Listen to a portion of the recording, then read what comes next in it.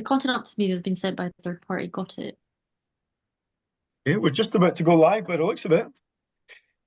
Great. Oh, and we are live. We're live. I can see you on YouTube. We're Great. live. Awesome. Hello, good afternoon. And sorry, uh, le- there's a little bit of a delay here. Wait a minute.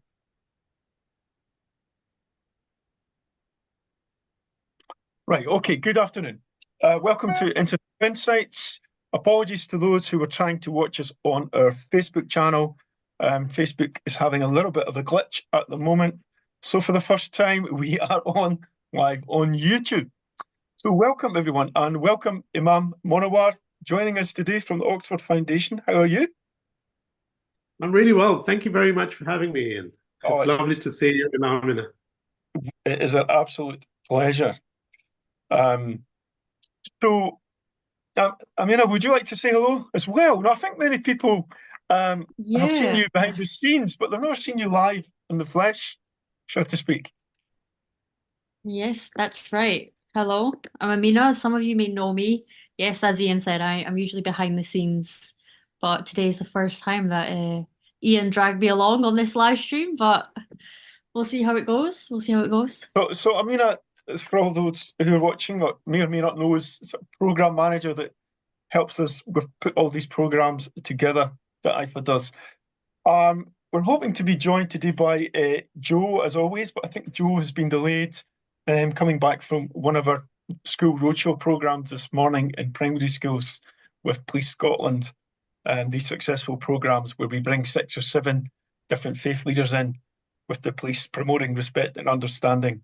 I think we've done around maybe 3,000 pupils over the last few months. Something like that, yeah. Something like that, yeah. So in the last program, it's been a while now. The last program we did, we were looking at dementia and how we can build dementia-friendly faith communities. It's a really interesting topic. But today we are doing something completely different. We're just looking back on the past year of our interfaith programs and picking out what the highlights are today, which is one of the reasons I picked my good friend Monowar to come, which is one of the highlights of our year, is a special event that we did together. But Amina and I will also pick out some highlights that have been for us over the past year. For those of you who don't know, Imam Monowar Hussain, he's the Muslim tutor at Eton College, Windsor, Muslim chaplain to the Oxford University Hospitals NHS Foundation Trust, the founder of the Oxford Foundation. I was, Ian. I was. You were, sorry, I should have updated that bio. Didn't I? Right. Yes. You just finished that. Okay. Yeah. But I should have updated that one. And also want to tell people that some good and bad news. One of the bad news is this is going to be one of the last of these live programs that we do. Obviously, they were born during the pandemic to connect communities together, to promote positive stories of faith in action around the world, especially during the pandemic when faith communities were first responders, really showing great acts of kindness. And these programs gave people a lot of, I think, hope during that time. The good news is we are moving to podcast. So some of the great old programs that you listen to with great speakers around the world and some new speakers will be popping onto your social media podcast channels from January, and we're very excited. So there's no excuses now when you're running around the house doing the washing or whatever else you're doing. You'll be able to tune into those podcasts and hopefully we'll reach far wider audiences than before. As always, we start with a positive news story, and the little one I came up with today, had Joe been here, and if he's watching, I know he's a big lover of dogs, and there's an interesting one I picked out from Wales. They have a husky therapy, which helps offenders to tackle their mental health challenges. It's a leisure company in Wales. that they've partnered with the NHS to offer canine-led therapy to offenders on a mental health trust. It happened to be that a woman who bought this for her son, he was unable to attend, and she was an NHS therapist, Ingrid Unsworth. And when she went on that sledge encounter, she had this idea that this could be a therapy to help offenders, and it's proved to be a big success. Over 22 people, 22 patients have went through this program, many from medium security mental health units. And it seems to have worked tremendous success, giving them therapy and helping them reconnect. It's the power of animals, maybe, they teach us lots of things. So that was the story that I picked out. Does anyone else want to say anything on that story or have a new story of their own? Yeah, I mean, I've got one really positive story, and it was quite recent that I had a phone call out of the blue. And about sort of 10, 12 years ago, I used to invite former inmates, usually young people around sort of the age of 20 plus, up till about 25 years of age, who'd, just got into trouble, ended up in prison. And anyway, I used to do these classes for these young people just to kind of get them to think about life and so on. And I had this lovely phone call at a moment when I was pretty down. I was really quite feeling quite down. And this phone rang, and this chap was almost in tears. He said that those classes had made such a difference that he changed his life around. There's a group of them, and now he was going on Umrah, which is the pilgrimage, lower pilgrimage. That's the Hajj, but then there's the Umrah. And he was tearful, and I thought, wow, this is just what I needed right now. And here it was, that phone call. So I suppose for me it was just as, we do a lot of work trying to build relationships between communities, trying to support individuals, groups, and so on. And just to remember that we just don't know where our work will fall, how it will impact. Sometimes we never know. And other times someone will pick up the phone or write to us. And so it's just to remind me at the end of the year that, just carry on doing what you're doing. It does have an impact, but we sometimes are not, we just don't know how much of an impact until we get the phone call. And so that was very uplifting for me. Yeah, this is a difficult thing, I think, in our line of work. Sometimes you don't know if you're having an impact. It could be many months later, it could be down the line. You get that phone call, you meet someone. I remember people contacting me from Malaysia once to say, we're starting an interfaith group in Malaysia because, we were inspired by the group that we came to that you led once. And you just don't know the ripple effect of your work. And the peace service that we'll talk about later. I remember Joe saying to me that when he was watching, he was at the theatre watching a concert, and an old lady came up to him, I think in her 80s, just swung her arms around him and said, "I just wanted to thank you so much for, one of the greatest nights of my life. It's so inspiring how you brought the whole of Edinburgh together on that one night of that peace service." I mean, that is tremendous. When you hear that kind of thing, but you don't know. But a lot of that, you will be having that impact, but you may not necessarily know at that time. And people share good news. People share, their positive experience, and we don't hear about that. It's not covered on the BBC News. No, it's definitely not. Sadly, not nothing positive.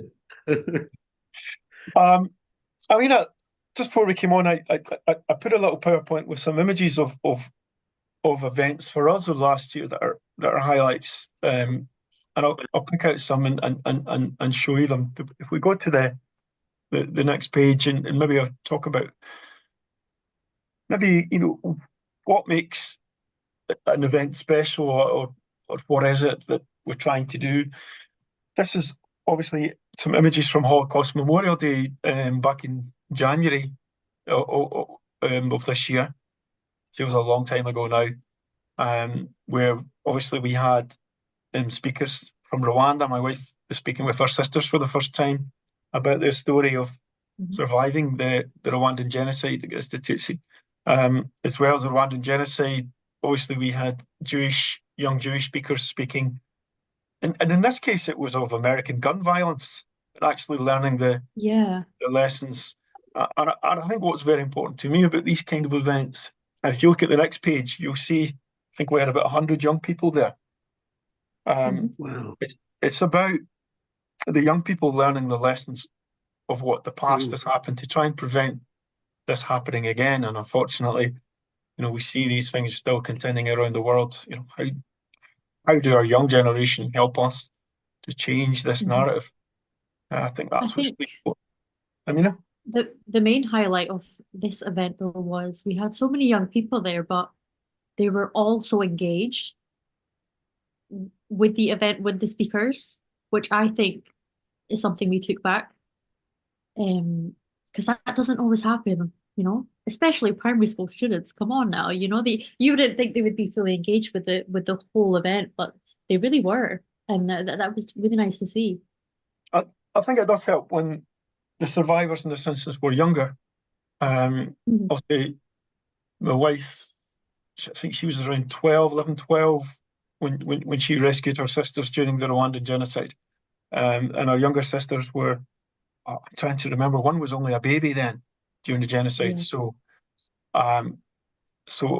being sort of mid-late 20s, with a younger voice telling that story, maybe that young people can relate to. And we also had, you remember, we showed a video of a young student I'd interviewed in Falkirk from Syria and her experiences of having escaped a very difficult situation in Syria and the racism that she was still going through now. Young people here could relate to that, and then how she had overcome those challenges. It's how all these things connect. It's about stories, about people, isn't it? Yeah. Yeah, absolutely. Can we move on? Mm. International Women's Day. I'm just mentioning that International Women's Day is a highlight for me as well, and that it's bringing people together from different worlds, I think, which is interesting to me, different cultures, different faiths, yet somehow the experience connects. You have the leader of the Church of Scotland, and you have Trishna Singh, leader of the oldest Sikh organisation, women's organisation in Scotland. I think probably still the only Sikh women's organisation. But two strong women who have overcome barriers to equality. And it's just amazing to hear how these different worlds, the parallels between them and the commonalities that people face across cultures. And then we had an event around the cost of living with experts, some from a faith background, the moderator of the Church of Scotland, who is on sabbatical from Christian Aid. What can we as faith leaders do to tackle cost of living? Because interfaith is not always about the nice discussions on tea and biscuits. It's also about what can we practically do together. But we go on to the next bit. One highlight for me is our Interfaith Insights programs quite often push the boundaries. Jasvir Singh came in and talked openly about his experiences of coming out in his community and still being a strong leader. It's the fact that we can have that platform to discuss issues around that, and people can respectfully engage. And I'd like to think that IFA will keep pushing those boundaries and keep talking about issues that promote equality and human rights. Feel free to come in anytime, Amina. The Difference Between Us is a film, by the way, which is out now on STV app. You can download it. Made by a African filmmaker living in Scotland, about his experience of racism and identity living here. Brilliant movie, worth watching. And we had the pleasure of interviewing him and just what that meant, where those experiences came from. Shall we just keep bouncing on? I don't want to take up too much time. Peace Walk, which was really nice this year because it was. I put the Peace Walk in I almost forgot about the peace walk. But of course, this year it was one of the walks during the coronation, and that made it just that little bit special, I think, this year.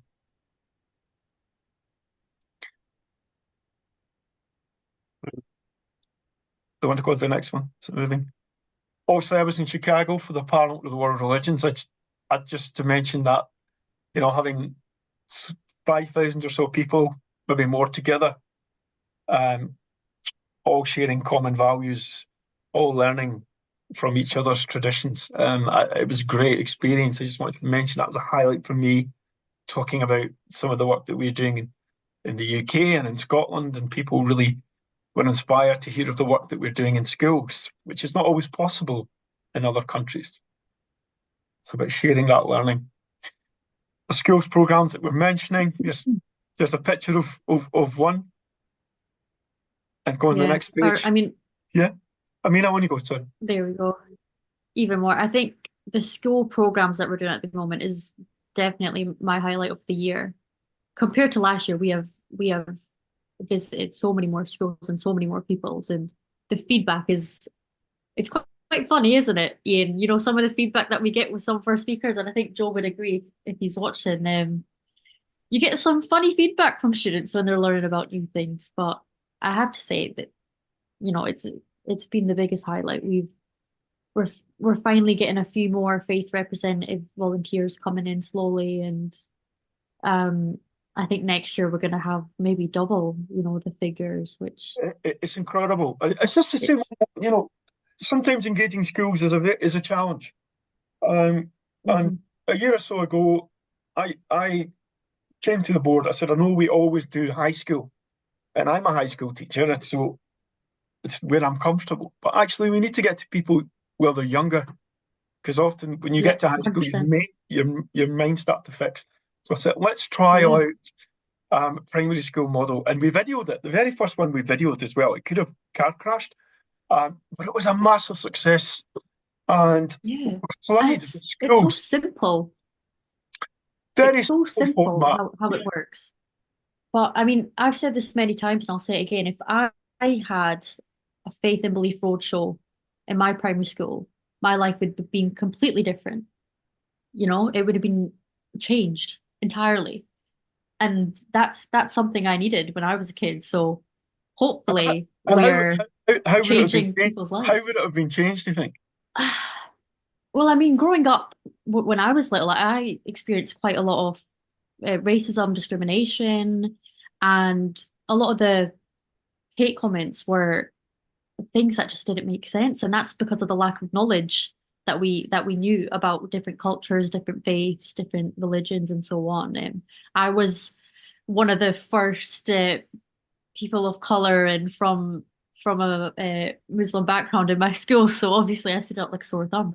But if we just had that extra knowledge, kids would have been a lot nicer, and we just wouldn't have had that hate. But it's And you know what? That comes across in evaluations. Some of the kids will say, I learned how the world works. I learned not to be scared of a Sikh because of the way they dress, or they're carrying a knife, or because a Muslim woman has a hijab. It breaks all that down. And all it takes is a 10-minute conversation, because they're going around seven religions, 10 minutes. And then the police are one of the stations, and the police also say, we're all together, we all share these same values. And if you see anyone, being picked on because they look different, to come and report it to us. Simple, but it's really been beautiful. So effective, and it's so good that we've got the police there as well to give that side of things. I think that just adds to it. Absolutely. Just keeping up with the demand, and how should I say, when the highlights come moving towards the end of the year, of course, has been the peace service. And now I kind of turn to you, Monowar, and that what is it about an event like the peace service that makes it so special, really? Why is it so important, do you think? Well, I think what I find about the peace service is that it brings together the beauty of different faiths and cultures, and in a shared space. So we're in the same space where you could have a shared prayer, you could have a song, a Buddhist chanting, choir singing. The Ukrainian choir were just amazing.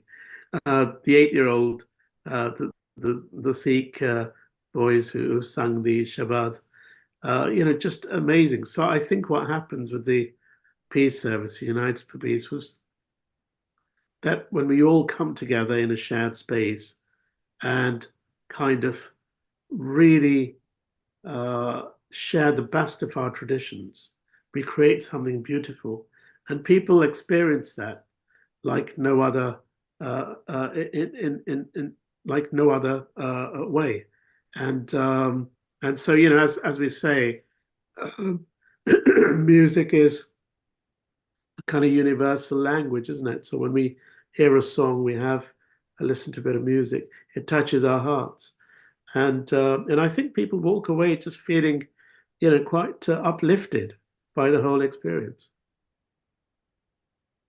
I mean, it was quite incredible.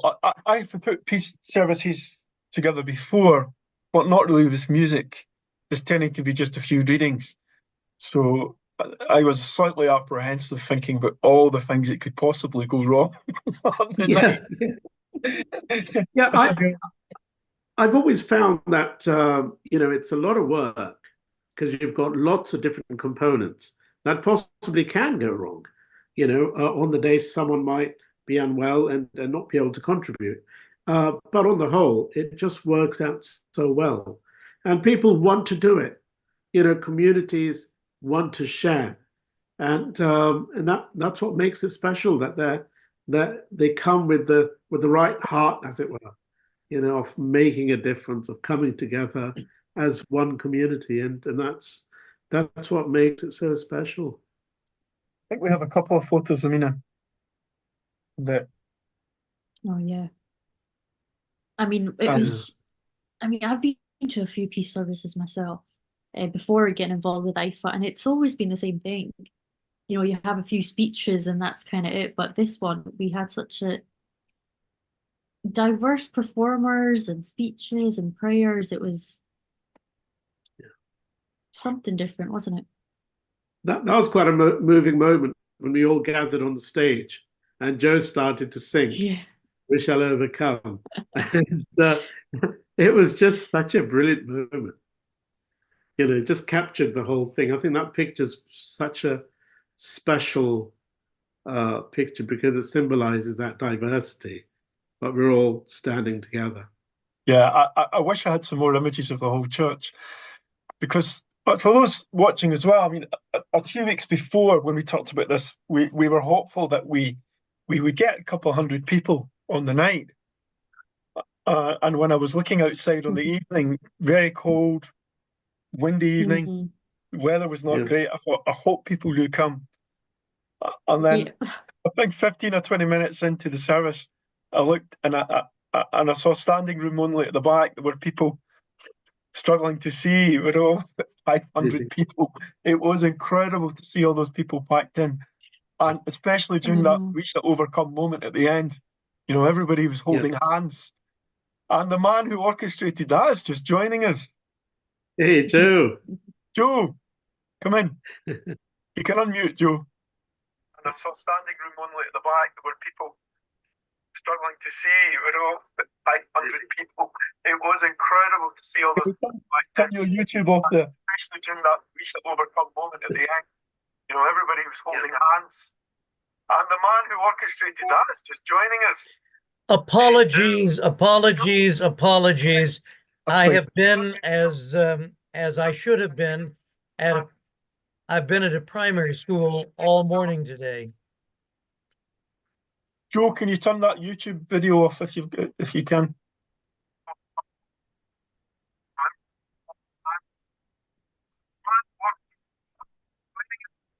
Apologies, apologies, apologies. I have been There we go. Now we only have one Joe Goldblatt. And you'll have one. There can only ever be one. I am so sorry. Our school program ran late this morning, and I was with 100 young people from 9 a.m. to 12:30 primary school children today. So that's my only excuse. I'm so sorry. That's fine. We were just looking over highlights of the year, and we just moved on to the peace service. And Monowar was just saying the joining of the hands that we shall overcome at the end was just a very special part of that evening. Well, as Ian knows, I had a strange experience, Monowar, and good afternoon. It's nice to see your lovely face in London, in Oxford. It's lovely to see you, Joe. Thank you. And you as well, Amina. I was at the National Gallery of Art last week, and a woman saw me across a crowded room. She came charging through dozens of people, threw her arms around my neck, and she said, "Professor, that peace event at St. Mary's Cathedral was the greatest event in the history of our city. It brought us all together at a time of great need. I thank you," she said, "from the bottom of my heart." And she stepped back, and there were tears streaming down her cheeks. I had no idea. And we were partly talking about that earlier before you came on, Joe, that sometimes we have no idea of the profound effect that programs can have on people until after. Yes, absolutely. Today is an example. We were at Davidson, Maine's primary school with 110 and 11-year-olds, and it was remarkable to me at age 10 how a little girl could say to me, "Professor, you talked about the Maccabees and how they helped create Hanukkah out of a very difficult time when their temple was destroyed. Didn't the Germans try and destroy you too?" Now, I was absolutely gobsmacked, 10 years old. I don't believe they're really studying Holocaust education then, but she has it in her mind, the challenges that the world is going through.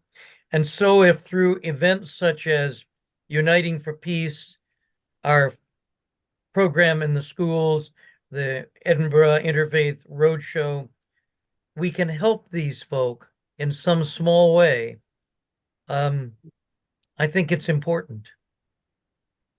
Yeah, absolutely. It's for the future, isn't it? Yeah. And I was going to say that, I mean, what is it about interfaith programs like the Peace Service that are important to you? I mean, why are you so passionate about these kind of events? I think the main reason is that we live in a divided world. And an event, I wrote a few books in that field. An event literally is the definition from the Latin a venire.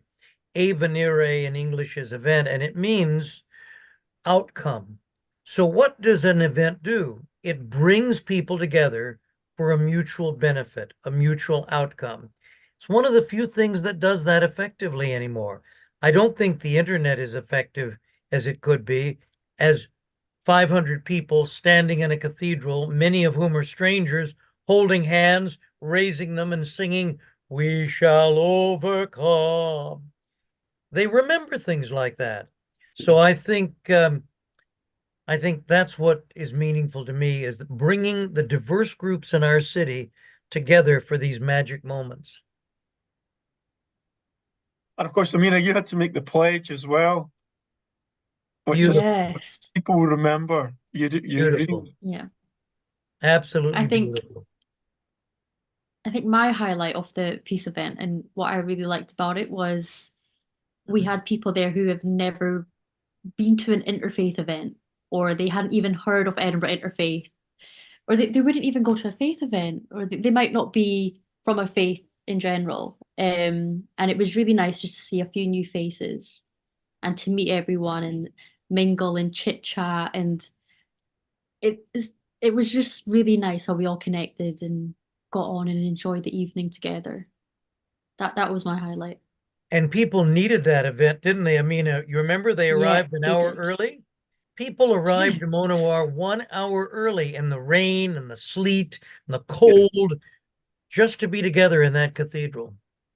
Yeah, I felt at difficult times as we're going through now, there's a yearning. People want to come together. And it kind of, I suppose our job really is to create those spaces where people can come together and feel that it has authenticity and the sense of integrity, and that everyone is welcome. Well, that's why I came up with the idea of we shall overcome. I said to Ian just a few minutes before the service, I have a crazy idea. If you think it's inappropriate, I'll skip it. But Ian, we have to do something so that people remember when they walk out that door that we were all one family of man and women and they this evening. And if it fails, it fails. But I believe in providence. And so I looked to the heavens and my help came that night. And it seemed to work.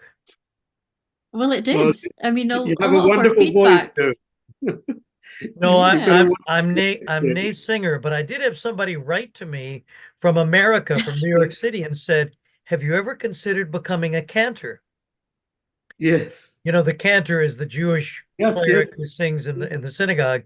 No, I have not considered being a cantor. Well, you should do. No. You should, yeah.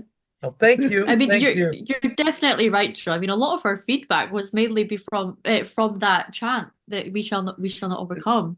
It wasn't expected. It was a shock to me as well, but I will definitely remember that. So you weren't wrong. And this is another aspect that I so value about Ian and Amina, and you too, Monowar. You're willing to take risks. If you don't risk, there's no reward, right? And Absolutely. that was a big risk given everything that's going on in the world. But you took it, all of you, and we got a reward. Yeah, and I just want to also say, absolutely, Ian and Amina, you've put so much time and energy into making that event happen and making it successful. And how did it start? It started with me and Ian at an awards ceremony in London. Both of us didn't win. We didn't get the award, but we ended up kind of meeting each other. And as I'd been thinking about having this event in Scotland, and I said to Ian, and I thought, Ian might be a bit reluctant or whatever. We've just met, and he said, no, I'd be really up for it. And you were, from day one, Ian, and you've just embraced it and run with it, and that's very rare. I don't always, I usually get obstacles rather than people embracing it and running with it. Well, I would say the city of Edinburgh won. You two may not have won, but the city of Edinburgh won big time by having the new friendship of Imam Manowar. So, and the outcome of the friendship. I feel the same. Yeah, absolutely. Yeah, I feel the same, Joe. I think the friendships that we've made through working together, collaborating, and you just don't know. I was saying this to a young person the other day. We don't know where some of these contacts that we make today might take us in 5 years' time. It might be that nothing happens for weeks or months or years, and then suddenly there is that moment which brings you together, and you're able to deliver something very special. And that has impact. That makes a difference to other people's lives. So, but thank you for all the effort and time you put into that, because it was very special. And people, as I say, are really yearning for that. They want a space where they can come together as neighbors, as fellow human beings living in the same community, and to stand together for peace rather than war and violence and conflict and so on. No, it was a real labour of love. It was wonderful to work on it. I think sometimes I've learned to trust my instincts a lot in in this area, and I just had that natural energy and synergy when I met Monowar. I thought, I think something's going to come together well from doing this. And when I watched the original, some of the other beautiful services you'd done, I thought, yeah, we can do this here. through some of our contacts and music and spirituality. It was something we knew we could turn around. I think the task will be now. People are looking for this to be something that we do again, and maybe even more often. And so I'm hoping there will be another one next year. I've got a question. I got a question from Monowar. Do you think that interfaith services like this are the future of religion? I ask that because the minister at St. Mary's came up to me afterwards and he said, 500 people? We never get this many people.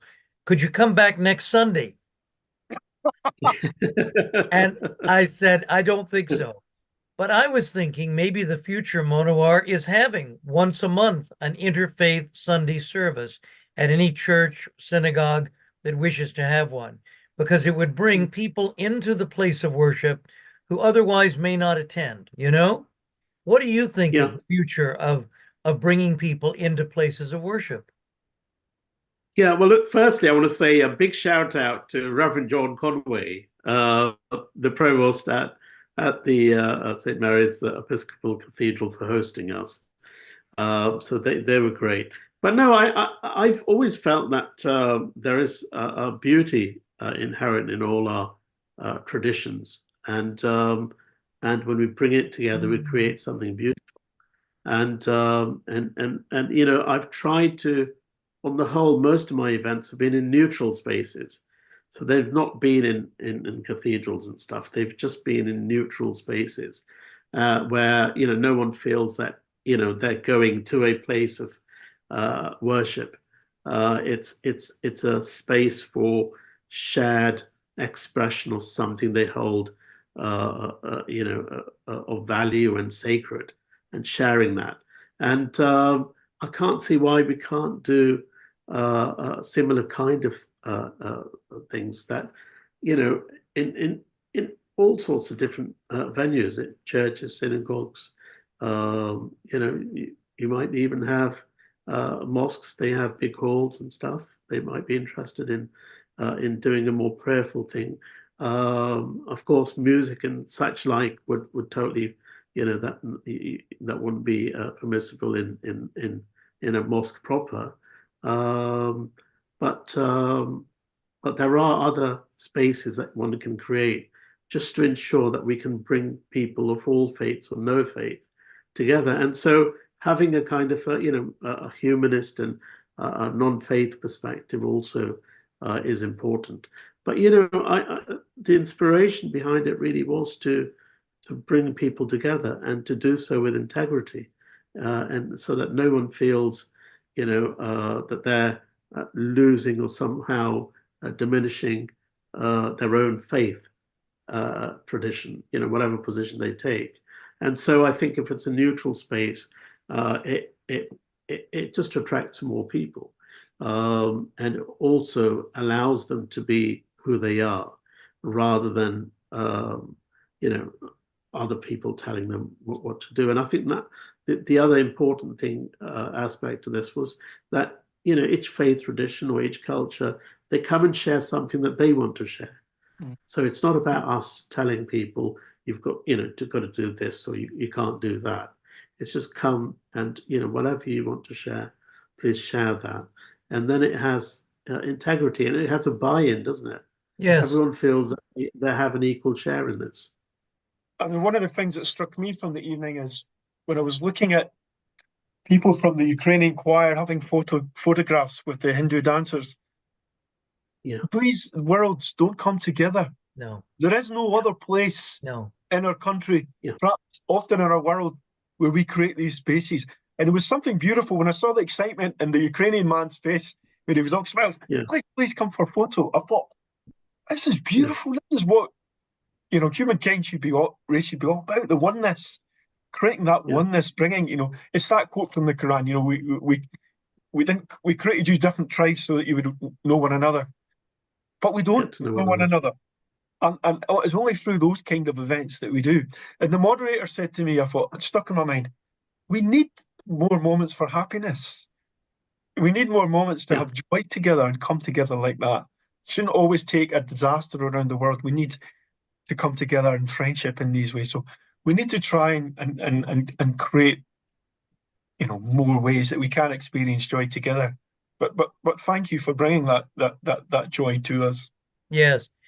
I wonder, Ian and Amina, if one of our future projects for IFA might be to invite our places of worship in the city of Edinburgh to label themselves interfaith friendly or all faiths and none welcome, so that there's a sense that, that we have a synagogue here. Yeah. Many people have never been in that synagogue. They see it as something foreboding, They may not be welcome there. And I wonder if there's an opportunity for us to do work with these places of worship to open them up, not just once a year on open days, Sunday, or interfaith week, but all year long to embrace other faiths. Sure. I mean, it's always been at the back of my mind. We've toyed with it, almost like people have a white ribbon campaign, that faith communities who are really open to interfaith should have some kind of symbol or some way of saying that we support this. We are open, and how we encourage that. But as we sort of come towards an end today, I'm conscious of people's time. Future, I want to know about future programs. What do you see as potentially exciting future things that we could be doing?